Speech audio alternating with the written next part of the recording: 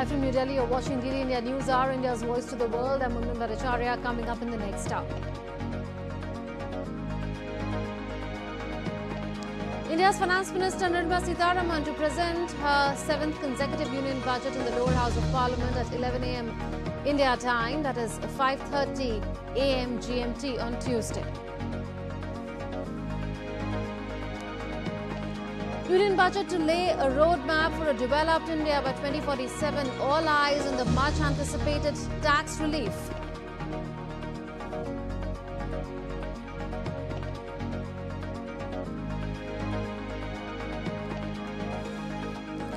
Watch live and insightful coverage on India's budget 2024 from 8 a.m. India time, that is 2:30 a.m. GMT on DD India.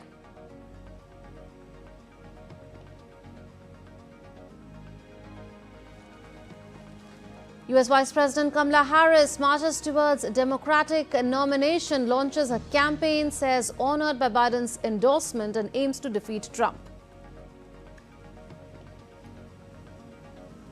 Israeli Prime Minister Netanyahu to meet US President Joe Biden on Tuesday. Spotlight on a hostage deal. Netanyahu says Israel will remain the US ally regardless of presidential election outcome. Gold medal winning shooter Abhinav Bindra, conferred with the prestigious Olympic Order, becomes the first Indian to get the award. Indian Sports Minister congratulates the legendary shooter.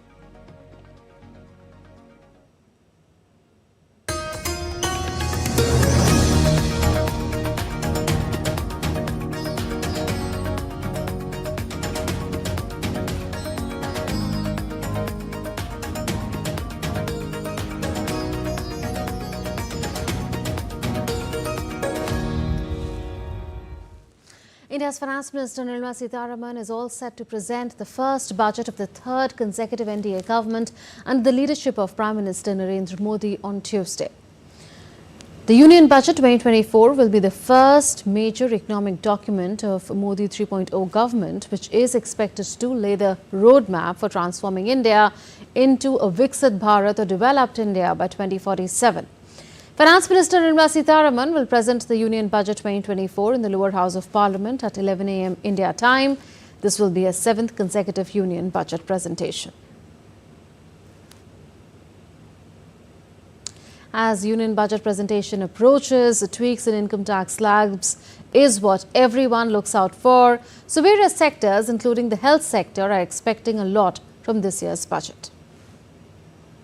The healthcare industry is still awaiting the government's promise being fulfilled of spending 2.5% of the GDP on healthcare. We hope this will happen. There should be an increased focus on diagnostics, on preventive healthcare. Prevention is better than cure. Prevention is also cheaper than cure. And towards that end, I think the government needs to incentivize the healthcare industry. Soon after the general budget, the Finance Minister will present a Jammu and Kashmir budget for the year 2024-25 in the lower house of Parliament. This will be the 5th consecutive budget of J&K to be presented in Parliament in the absence of a legislative assembly in the Union Territory. This being the election year in J&K, some welfare measures are expected in the UT budget. Since 19th June 2018, when BJP withdrew support to Mehbooba Mufti-led government, J&K is without an elected government.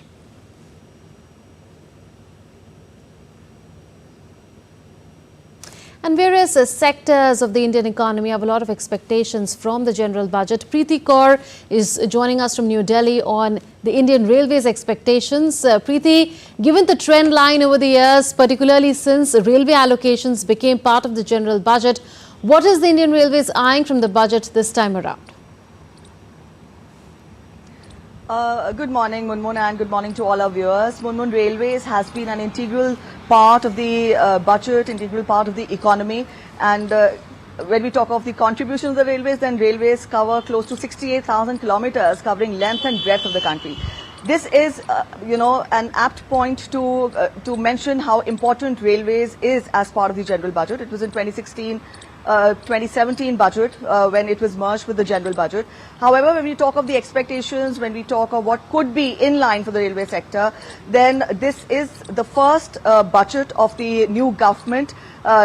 Narendra Modi government 3.0, and a lot of expectations are being put. When we talk of the earlier, allocations in the budget for the railway sector, then in 2004-2005, the allocation was close to 8,000 crore rupees, and it's jumped to a whopping 2022 to 23. It was close to 1.59 lakh crore, and this is evident of the fact what importance the government gives to railways, given its contribution to the economy.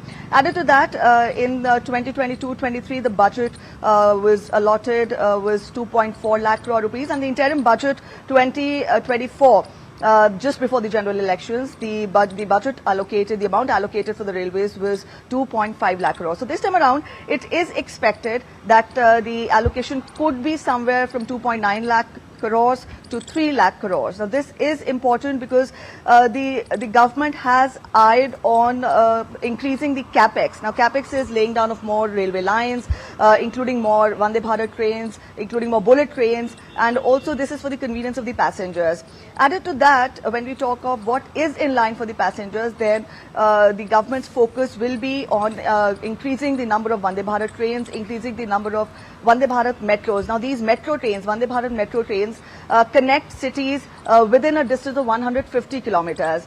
There is also talk and expectation of how the government intends to bring in smaller towns and cities with population close to 75,000, between 50,000 to 75,000 under the network of the railways. So these are important, ambitious targets, ambitious plans of the government to rise up to the expectations of the people when it comes to commuting for those who cannot afford air travel. Yes, Preeti. Added to that, Munmun, close to 25, yes. Right, you mentioned capex and also the overall budgetary allocations going up of the railways. Well, the economic survey, if you look at that, says that the railway capex has increased 77% in the last 5 years. Would it be then reasonable to expect more allocation on these lines this time around as well, with a focus on safety and modernization? Yes, when the government will be announcing the general budget, the finance minister, she will have to tread a very thin line, because she will have to prioritize apart from augmenting the railway infrastructure and also taking care of the passenger safety. This is a very important concern.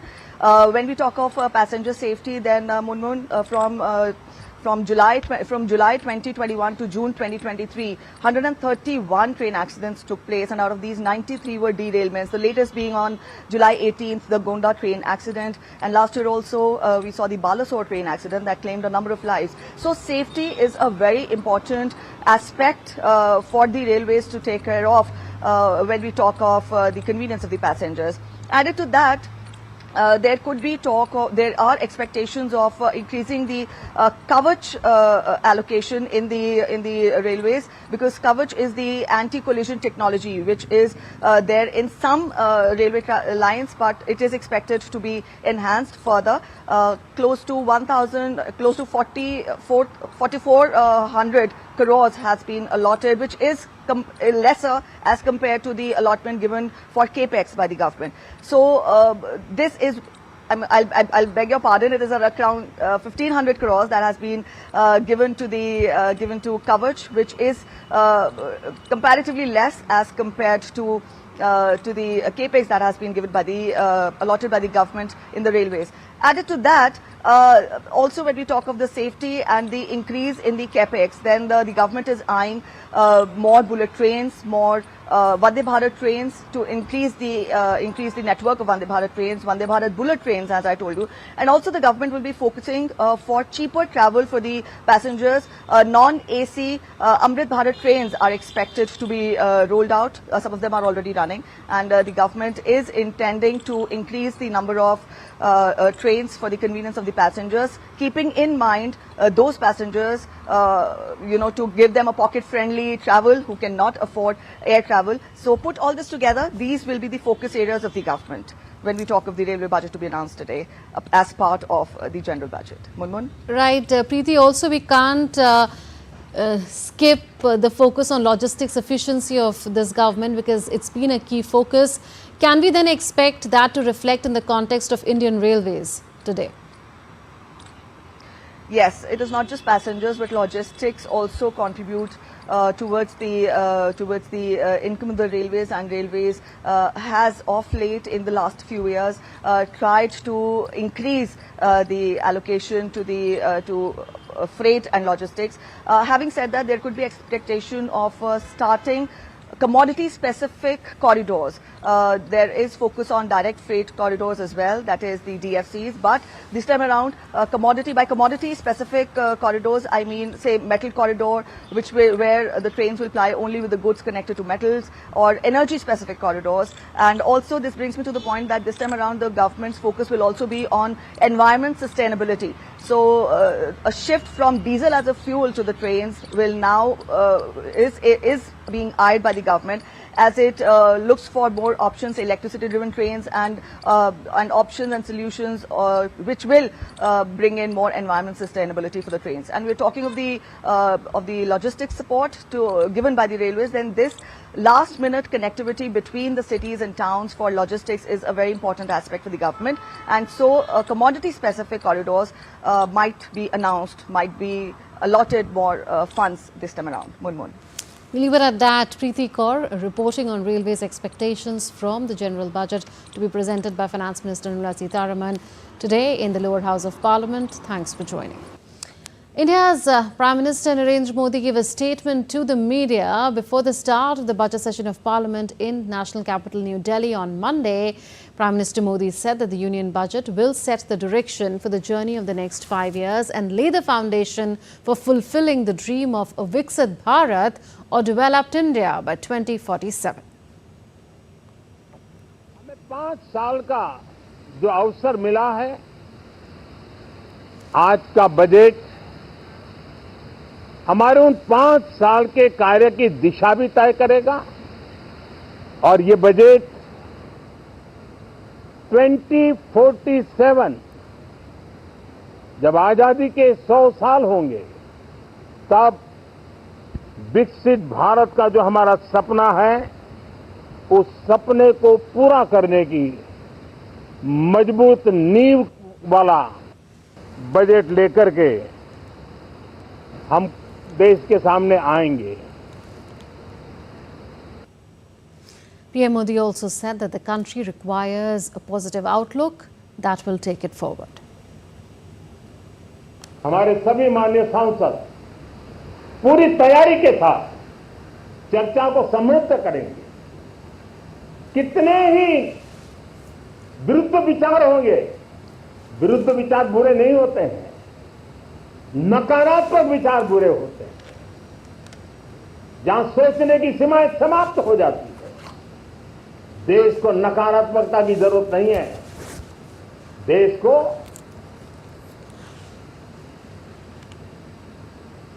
एक विचारधारा, प्रगति की विचारधारा, विकास की विचारधारा, देश को नई ऊंचाइयों पर ले जाने वाली विचारधारा से हमें आगे बढ़ाना होगा. India's Finance Minister Nirmala Sitharaman presented the Economic Survey 2024 in Parliament on Monday, a day before presenting the nation's annual budget. The survey says India's actual GDP for the fiscal year 2024 grew by 8.2%, surpassing the 8% mark in 3 out of 4 quarters of FY24. She mentioned significant measures taken to improve ease of doing business, such as establishing a central processing system. Next report summarizes Economic Survey 2024. The Indian economy remains robust and stable, demonstrating resilience in the face of geopolitical challenges. This is as per Economic Survey 2024. India's Finance Minister Nirmala Sitharaman tabled the Economic Survey in Parliament on Monday. According to this survey, India's GDP grew by 8.2% in financial year 2024, surpassing the 8% mark in 3 out of 4 quarters of financial year 2024. Speaking at a press conference on the Economic Survey 2024, India's Chief Economic Advisor, Dr. V. Anand Nageshwaran, stated that GDP is projected to grow between 6.5% and 7% in 2024-25. The average growth rate in the last 3 years up to March 24 has been around 8%, and as we write in the survey, real GDP is 20% above the pre-pandemic level. Nageshwaran highlighted that agriculture sector is expected to perform better in the coming year. He also stated that it is one of the sectors that can be a crucial driver of economic growth. Agriculture actually still carries a huge potential for driving growth if only we can make sure that the incentives are aligned and allied services in agriculture are also encouraged, and land consolidation also happens in a big way. Nageshwaran emphasized that retail inflation had declined to 5.4% in fiscal year 2024, down from an average of 6.7% in the previous financial year. Inflationary pressures under control in the previous 3 years. The deviation of inflation from the target of 4% is the lowest in India, and the headline inflation rate is coming well within the band and should come to below 5% in the current financial year. The Chief Economic Advisor stated that production-linked incentives (PLI) schemes have attracted investments totaling 1.28 lakh crores, while exports have surged by 4 lakh crores. PLI schemes so far have garnered 1.28 lakh crores of investment, exports boosted by 4 lakh crores, employment generation of over 8.5 lakhs. The Economic Survey highlighted India's banking and financial sector displays stellar performance. RBI maintains steady policy rate, double-digit and broad-based growth in bank credit. Agriculture and allied activities witnessed double-digit growth in credit. India tops remittance recipient country globally with $120 billion in 2023. 6 key focus areas in Amritkal: boosting private investment, expansion of MSMEs, agriculture as growth engines. India makes progress on climate action and energy efficiency. 45.4 installed electricity generation from non-fossil sources. India decouples economic growth from greenhouse gas emissions. GDP stands at 7%, while emissions were at 4% between 2005 to 19. More than 34.7 crore Ayushman Bharat cards generated. 7.37 crore hospital admissions covered. India's pharma market is the world's third largest at $50 billion. India's services exports constitute 4.4% of the world's commercial exports in 2022. India's share in digitally delivered services exports stands at 6% in 2023. India has 1,580 global capability centers. India witnesses 92 lakh foreign tourist arrivals in 2023. The average pace of national highway construction increased 3 times from 2014 to 2024. Railways capex increases by 77% in the past 5 years. New terminal buildings at 21 airports operationalized. Mission Life focuses on human nature harmony, promoting mindful consumption. On the global economic scenario, the survey said that after a year marked by global uncertainties and volatilities, the Indian economy achieved greater stability in 2023. While the uncertainty stemming from adverse geopolitical developments remained elevated, global economic growth was surprisingly robust. The Indian e-commerce industry is expected to cross $350 billion by 2030. Bureau Report, DD India. And our correspondent Jessica Taneja is joining us from New Delhi. Good morning, Jessica. The economic survey we saw explains how and why there was decline in the global foreign direct investment and how that adversely impacted FDI inflows into India. Could the budget then, to your mind, offer cues on ways to reverse that and get FDI inflows back up? Well, if you read the report as I have, you'd see that the FDI inflows have been relatively slower to come into India in the last financial year compared to what we saw in the financial year before that, just 2023. Now, a lot of reasons attributed to the slow FDI inflows into India, and particularly pointing to the global conflicts, both in Ukraine as well as Middle East, that has hampered the supply chains through and through. and also, of course, allowing India to make more resilient supply chains to that effect. But talking particularly about FDI inflows, now, Munmun, it's important to point out that the economic survey says the impact is largely also due to decline in the global FDI, which has gone down to nearly $1.4 trillion, approximately $1 trillion less than the last financial year that we saw. So, of course, a lot of skepticism in the companies overseas to invest, particularly both in Europe and the US, given the kind of attention they have had to give to the current, conflict zones. So, and keeping how the entire maritime route also gets affected very frequently due to piracy efforts, and you've seen India jump in, to help at those points to thwart those attempts. And at the same time, you'd know that most, roughly more than half of the global trade is actually conducted on the water. So if that is affected, of course, naturally, there's a concern around investors as to how this will move forward. But more or less, if you look at the services sector, which would see a rise in the coming future, especially India being looked at as a crucial country where AI could be utilized to the maximum with the kind of training of the workforce and also the capacity of its young population to work and be trained at that particular skill. So, of course, India would be a crucial destination for AI import as well. And with that help, we could see some FDI increase. But in the traditional sectors, we've seen some decline in the past when it comes to technology, the digital space, when it comes to the telecommunications and other aspects. India would continue to see a certain increase. But the last financial year hasn't been offering that great momentum to India when it comes to FDI inflows. Absolutely. So that is a challenge that India would like to address, but a lot depends on the external environment, like you said. Also, interestingly, China has been mentioned 130 odd times in the economic survey. And that suggests that as the US and Europe shift their immediate sourcing away from China, it is more effective to have Chinese companies invest in India and then export the products to these markets rather than importing directly from China. So do you then expect the budget to give a framework for India to become the one in China plus one, even for Chinese companies? Well, yes, if you read through the economic survey, it does mention China quite a few times. And that is because China is India's largest trading partner.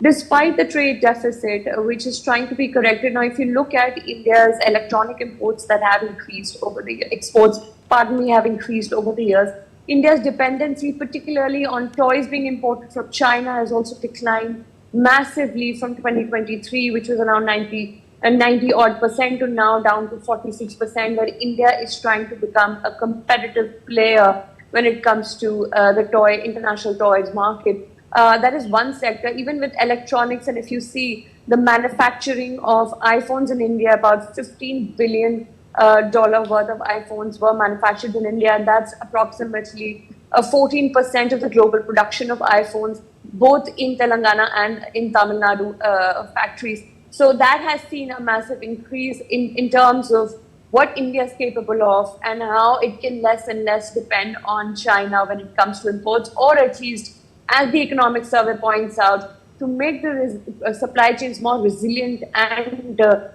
more effortless in terms of not being shocked by external influences like the conflicts. There could be a possible integration, but that would require the Chinese side to come on board and further tense negotiations. As you know, the Chinese economy is not doing that well as well, and as its exports shrink and it continues to deal with deflation, it would have a partner in India when it comes to diversifying its supply chains. And more to say on how the European countries along with America are trying to implement the de-risking strategy. But that de-risking strategy has taken a hold because of the current conflicts, and also not forgetting how climate change has impacted and changed various factors when it comes to global trade in the coming years, particularly as well in the agriculture sector. So India has a lot to do when it comes to also looking at the kind of reforms it needs, from ease of doing business to initiating agricultural reforms, and also making sure that the trade deficit with the Chinese and how to decrease reliance on Chinese imports could benefit India, or further integration into the supply chains that would help the West implement its de-risk strategy and increase its investment in India, and also ensuring that there's more consumption. And once there's more consumption, of course, private investment goes up. No, absolutely. Well, Jessica, like you're telling us, India is becoming the global destination when it comes to manufacturing, and that's pretty clear in the electronic exports from India. But the challenge is whether the Chinese companies would come here and make India their manufacturing destination going forward, a suggestion made by the Economic Survey. Thanks for joining us. The Economic Survey also went into details of different sectors of the economy which have performed impressively. The list includes key sectors such as manufacturing, electronics manufacturing, in particular the external sector, and more. DD India's Dibyendu Mondal has more. India's economy grew by an impressive 8.2% in the financial year 24.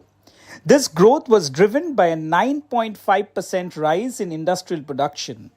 Manufacturing and construction sectors also almost reached the double-digit growth. According to the survey, despite the pandemic, the manufacturing sector saw an average annual growth of 5.2%. Key contributors for the growth in this sector included chemicals, pharmaceuticals, transport equipment, and machinery. India's electronics manufacturing sector showed significant growth since 2014. This sector accounted for an estimated 3.7% of the global market share in the financial year 22. Domestic production for electronic items increased significantly to rupees 8.22 lakh crore, while export rose to rupees 1.9 lakh crore in the financial year 23. The most important part of this is zero fee for incorporation has been brought in for companies with authorized capital of up to 15 lakhs, meaning small companies which have small capitals with which they start their business, there is no fee charged. These are as a matter of ease of doing business, other than simultaneously acting on reducing the pendency in the courts. The survey shows that India became a net exporter of finished steel, achieving record production and consumption levels. Not just this, India's tourism and aviation sectors have also expanded during the last year. India recorded a notable rise in foreign exchange earnings. In fact, India is the top remittance recipient country globally, with remittances reaching a milestone of $120 billion in 2023, and the forex reserves covering over 10 months of imports for the financial year 25. The external sector remains strong for India. India's rank in the World Bank's Logistic Performance Index also improved, and services sectors grew by 4.9%, led by the IT and business services. Dibyendu Mondal's report for DD India. The Indian share market's expectations from the Union Budget 2024 revolve around several key areas, with investors and stakeholders looking for measures that can drive economic growth, improve market sentiment, and foster a conducive environment for investments. Experts anticipate potential tweaks in the income tax slabs or increased exemptions, which can boost disposable income and consumption. They are also expecting reduction or rationalization in corporate tax rate that could positively impact corporate profitability and investment sentiment. Market expert Purv Shah says that the market is expecting a cut or removal of capital gains tax. Markets have always been looking for a cut in this, either a cut or in fact a removal of long-term capital gains completely, and that would lead to markets to rejoice. Investors also say that increased allocation to infrastructure and development projects, including roads, railways, ports, and urban development, is expected. This can spur economic activity and benefit sectors like construction, cement, and steel. Markets are also looking for infrastructure and developmental spend in the budget.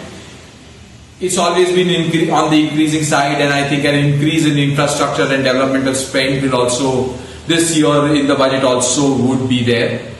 Initiatives under production, linked incentive, that is PLI scheme, or other measures to boost the manufacturing sector is also expected. Policies promoting renewable energy, electric vehicles and sustainability are expected, aligning with global environmental goals and fostering new growth sectors. Investors will closely watch the announcements for their immediate and long-term impact on various sectors, and any positive news in budget will lead the markets to rise higher. Shama Mishra's report for DD India.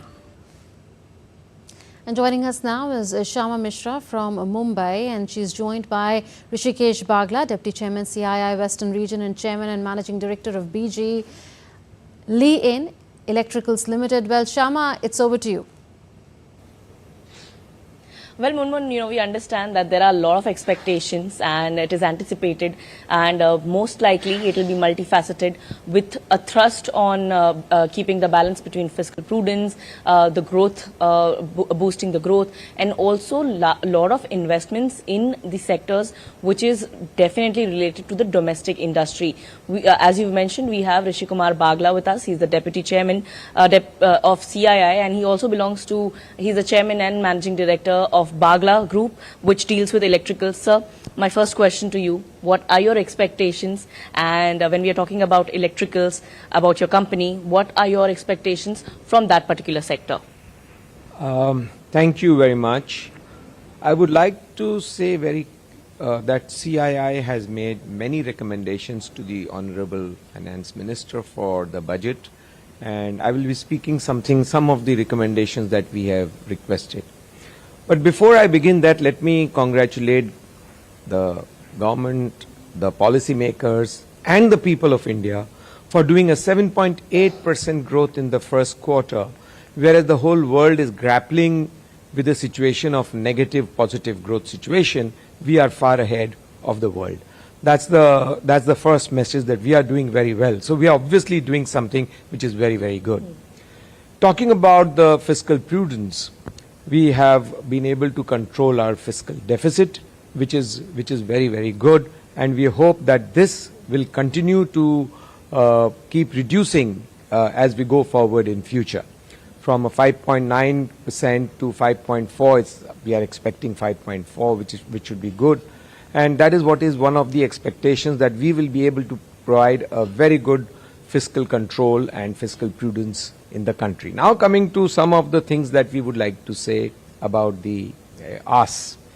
One of the asks is that rationalization of GST into 3-tier is very, very critical and important for the country, because we need to be very clear that the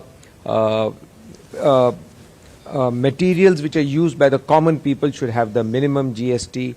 Most of the materials should be at the mid-level, and luxury and other items should be at higher level. This is what we are expecting from the GST. We expect a lot of capex to come for fostering growth and demand, especially in the rural areas. So we request the government to look at the possibility of investing much higher capex on irrigation and creating cold chains, etc., in the rural area to boost the rural demand and to create more income into the rural hands, which will indirectly increase the demand and the last mile connectivity in the country. Land, labor, power, education, agriculture, all these areas, the center and the state must align together to make these reforms happen in the country, which will boost the entire country's positivity and increase the GDP growth in the country because of the demand. Affordable housing is one of the areas where we have requested that the government should increase the threshold limit for interest subvention from 25 lakhs to 35 lakhs, because affordable housing is something which has been extremely successful in India, and people are taking a huge benefit from the affordable housing, and they are able to get the housing in India.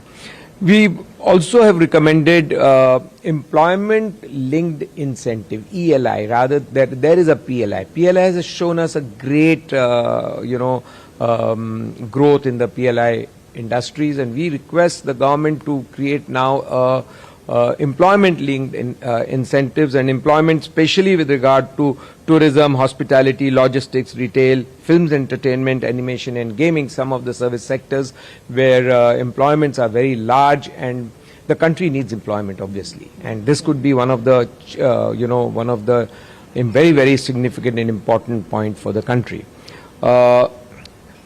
One of the very important things that we need to look at is the female participation in the workforce, and we need to provide all kinds of support to the industry to make sure that female participation happens more and more in the industry.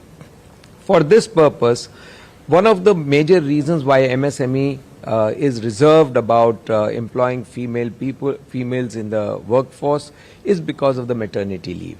The government could consider providing some sort of support to the MSME industry, typically for providing a part of the maternity leave that needs to be given to the females. Ease of doing business is something which is very, very important, because India has progressed very well as per the last study of the World Bank, but we need a long way to go. Lots of areas are there where ease of doing business is needed, and especially center, state, not only the state but district level.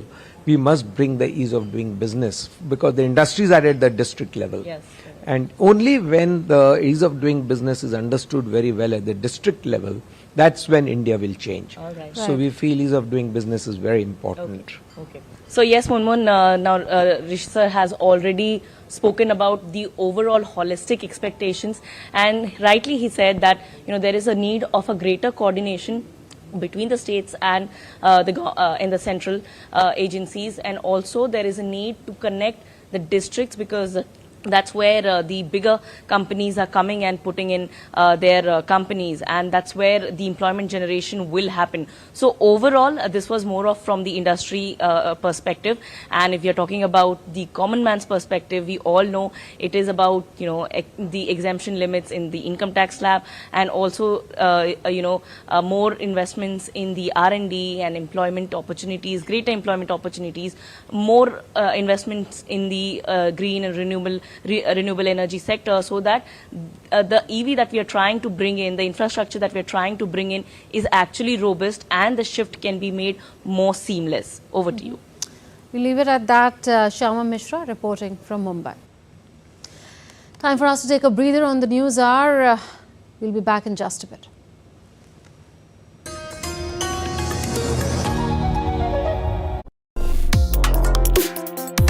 Complex issues, hidden agendas, twists and turns, strategic games. We think all dots are linked. We just need to connect them. Join me every week as I connect the dots to unravel hidden designs in statecraft, mysteries, and decode issues that matter to you. Watch Connecting the Dots with me at these times on DD India.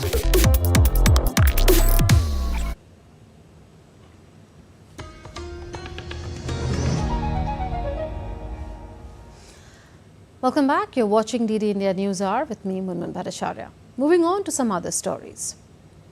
US Vice President Kamala Harris has paid tribute to President Joe Biden in her first public appearance since his decision to end his re-election bid. She hailed his legacy of accomplishment, which she says is unmatched in modern history. President Biden announced over the weekend that he'd be stepping down as the Democratic Party's candidate, endorsing his number 2 in the process and helping pave the way for her to clinch the nomination. Benji Haya reports. A swell of support then for Kamala Harris. She's garnered the public backing of senior party figures, not least the president himself, as well as a majority of House Democrats, most Senate Democrats, more than a dozen Democratic governors, a handful of state delegations, and no potential challengers have yet emerged as she cements her position as the far and away front-runner to top the ticket come November. The nomination is not officially sewn up. She has her work cut out still to unite the party around her and, if chosen as the nominee, pick a running mate who could help her win. Don't forget, her 2020 campaign for the top job was unsuccessful. She's got to learn the lessons from that failure to stand a chance this time around. But the Vice President does have a lot going for her. Youth relative to Trump and Biden, a solid record as a prosecutor, in stark contrast, of course, to the convicted felon she might face at the ballot box. She can carry the policies, the ideas of the current administration without necessarily having those concerns over fitness for office. She has a popular stance on the issue of abortion, and she can, at least she hopes, sell the vision of America, a multicultural and optimistic message to ethnic minorities, suburban women. These are key voting demographics. She's also gaining the interest of young voters as she, perhaps unintentionally, becomes a web icon driven by a sort of organic digital fandom that's emerged. Short social media videos of goofy, quirky moments from Harris, most notably her anecdote about falling out of a coconut tree or being, quote, unburdened by what has been. These were initially used to mock her, but they've now been appropriated by her supporters, shared widely, remixed, even referenced by politicians. This stuff is really cutting through. Still, 101 days to go, though, until Americans head to the polls. Benji Hyatt in Washington reporting for details. The United States Republican vice presidential candidate J.D. Vance on Monday criticized the Democratic Party leadership and said that he thought President Joe Biden had, quote-unquote, no capacity for the presidency. Biden's withdrawal comes amid intensifying opposition within his own Democratic Party. He has endorsed Vice President Kamala Harris to replace him as the party's candidate against Republican Donald Trump.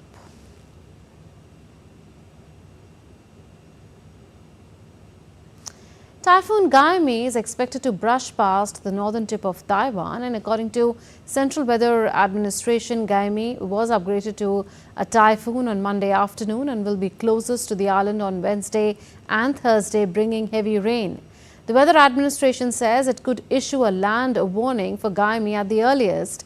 Extreme rainfall has hit China's southern, central and eastern parts in a flood season that started earlier than usual this year. Laura Westbrook is joining us now from Hong Kong for more on this. So, Laura, where is the weather phenomena in the form of Typhoon Gaimi located now, and when and where is its landfall likely?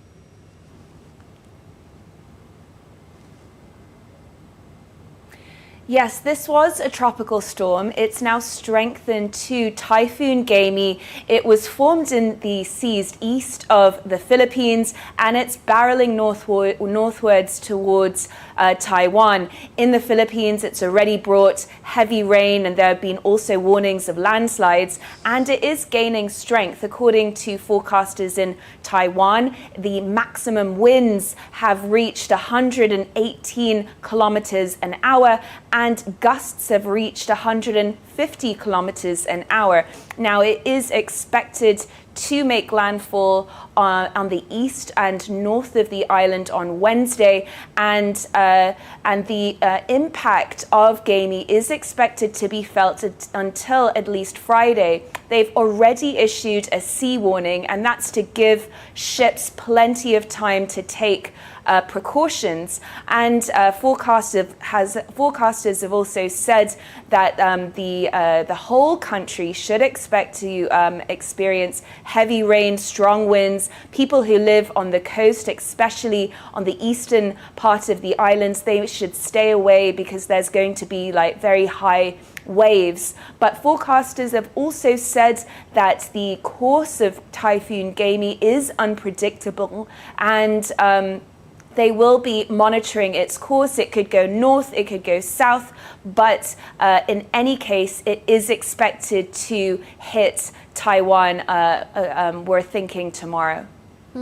So warnings have been issued, but the course is unpredictable. Can you also tell us about some other arrangements that authorities may have made to minimize damage from Typhoon Gaimi?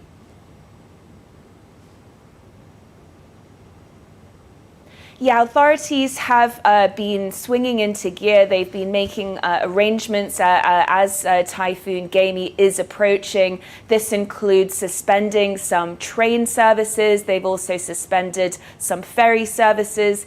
There's a festival that's expected to take place in the northern part of Taiwan. That's been postponed for a few days. A firework display was supposed to take place there on Wednesday. That's been postponed as well. The mayor of Taipei, he's saying that he's monitoring what's happening, and he's not made a decision yet of whether schools and offices will be closed, but he said he will be monitoring and will be putting an update out. They've also warned people who have cars to watch out for the heavy rain and flooding, and also for tourists who are in some of these tropical islands on the eastern parts of Taiwan, known as Orchid Island and Green Island. They've suspended some ferry services in these islands, and they've warned tourists especially to keep an eye on the weather updates so they don't get caught out. Right, we'll leave it at that. Laura reporting from Hong Kong. Israeli Prime Minister Benjamin Netanyahu will be meeting US President Joe Biden on Tuesday. Netanyahu said that he would thank President Biden for all he has done for Israel throughout his career and discuss with him issues such as securing the release of Israeli hostages in Gaza, defeating Hamas. Netanyahu is scheduled to address the US Congress on Wednesday. Sides of the aisle, that regardless who the American people choose as their next president, Israel remains America's indispensable and strong ally in the Middle East. I plan to see President Biden. There will also be an opportunity to discuss with him how to advance in the critical months ahead the goals that are important for both our countries. Achieving the release of all our hostages, defeating Hamas, confronting the terror axis of Iran and its proxies, and ensuring that all Israel citizens return safely to their homes in the north and in the south. The United States envoy to the United Nations announced $60 million in aid for Haiti during a visit this month to the country. The United States assures to support Haiti and alleviate suffering caused by gang violence. According to a statement, humanitarian crises have displaced hundreds of thousands of Haitians, while nearly 5 million out of Haiti's 11.7 million population are facing acute hunger, with people at risk of starvation. The aid assistance to provide medical facilities, food security, shelter and protection, and more. North Korean state media on Tuesday criticized the United States for its elections and cast doubt over hopes of dialogue in the future, regardless of the outcome of the US presidential race in November. North Korean state media added that the political climate between Democrats and Republicans is quote-unquote confused by the infighting and will not change. The column also mentioned recent remarks by former US President Donald Trump flaunting his ties with North Korean leader Kim Jong-un. While acknowledging Trump's efforts to build ties during his 2017 to 2021 presidency, the column said no substantial positive change was brought about. You're watching DD India News Hour. Time now for all the sports action. 2008 Olympic gold medalist Abhinav Bindra was bestowed with the Olympic Award by the International Olympic Committee on Monday. Bindra was given the highest recognition by the International Olympic Committee for his outstanding contribution to the Olympic movement.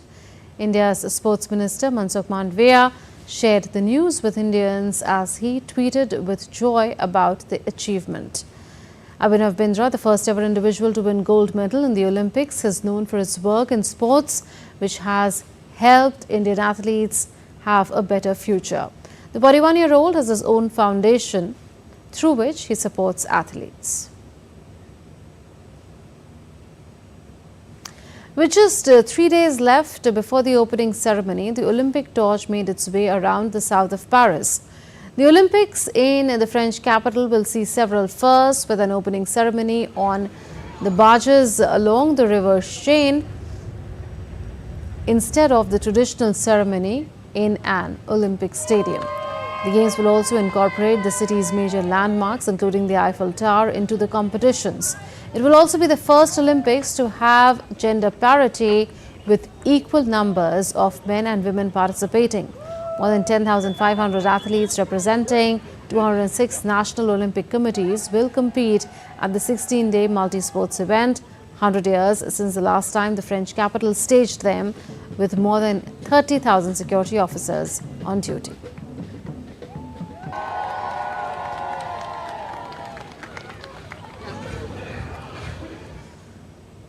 In a shooting event at Paris Olympics, India's challenge will be led by 21-member strong squad. After an impressive performance at the previous games, India is determined to secure an even greater number of medals this time around. Indian shooters have shown a lot of improvement in recent times, and some of them are expected to return with medals. The biggest hopes will be centered around rifle shooters like Sarabjot Singh, Manu Bhaker, Sift Kaur Samra, Aishwari Pratap Singh Tomar and Swapnil Kusale.